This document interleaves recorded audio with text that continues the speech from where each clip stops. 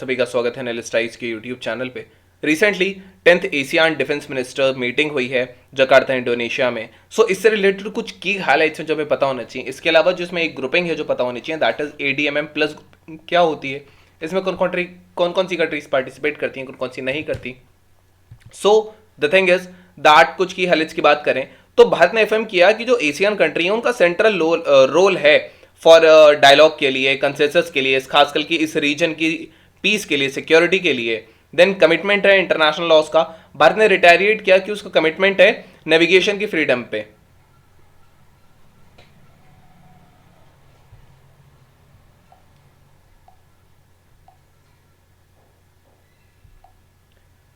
भारत ने कमिट किया कि उसका कमिटमेंट है फ्रीडम ऑफ नेविगेशन पे, ओवरफ्लाइट पे, लॉफुल कॉमर्स इंटरनेशनल वाटर्स में, इंटरनेशनल लॉ अबाइड हो, खासकर की which is the UNCLOS, which is United Nations Convention on Law of the Sea 1982। तो जितने भी कंट्रीज हैं वो इससे अबाइडेड रहें, इन लॉस के साथ चलें। रीजनल सिक्योरिटी इनिशिएटिव्स थे।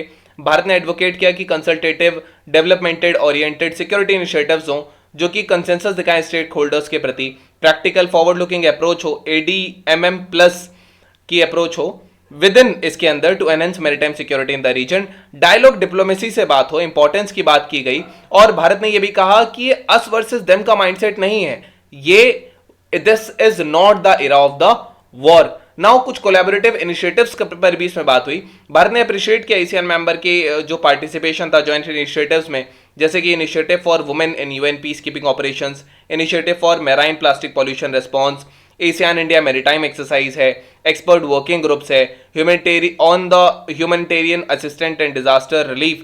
तो इन सब पर बात हुई। भारत ने प्रपोज किया कि वो EWG को बेसिकली को चेयर करना चाहेगा, एक्सपर्ट वर्किंग ग्रुप को काउंटर टेररिज्म पर। एक कंसर्न है जो ADMM कंट्रीज के पास है क्योंकि टेररिज्म एक सीरियस थ्रेट है एशियन रीजन में। देन प्रेजेंट में साइकिल में 2021-2024 की जो है, इंडिया को चेयर कर रहा है EWG को और humanitarian assistant and disaster relief को। अब प्रश्न उठता है कि ADMM प्लस है क्या। तो ADMM प्लस ये एक प्लेटफॉर्म है एशियन कंट्रीज के लिए और उसके 8 डायलॉग पार्टनर्स के लिए कि वो सिक्योरिटी स्ट्रेंथन कर पाए, डिफेंस कोऑपरेशन कर पाए, पीस स्टेबिलिटी हो। कंपोजिशन की बात करेंगे तो 10 एशियन नेशंस हैं इसमें और 8 इसके अपने डायलॉग पार्टनर्स हैं, जिसमें आता है India, Japan, New Zealand and we have as well Republic of Korea, Russia, United States भी इसमें है, चाइना है। So these are the things which are here. The next thing is that ये ADMM है जिसमें 10 आते हैं।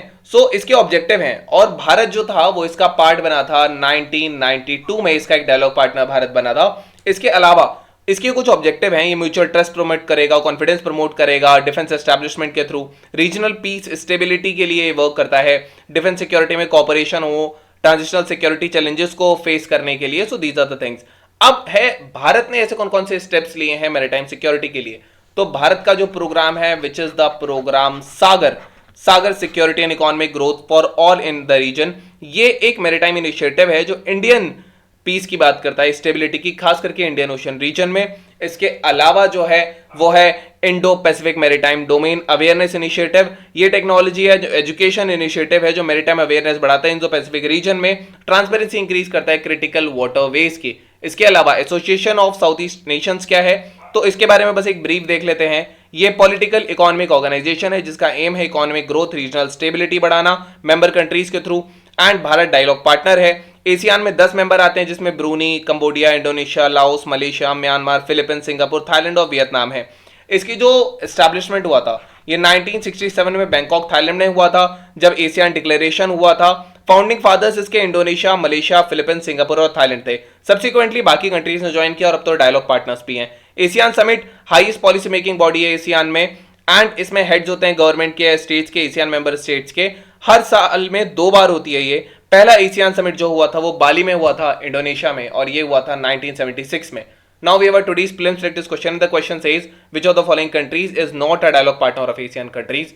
So India, China, Bhutan, US. You can type the answer in the comment section. Then let you know if it's correct or not. Then we have today's main practice question, and the question asks you is that what is the significance of India-ASEAN relations and what are the challenges of it. So this was all about today's video and session. I hope you understood it well. Thank you. Have a nice day and stay tuned within List IAS for your better preparation.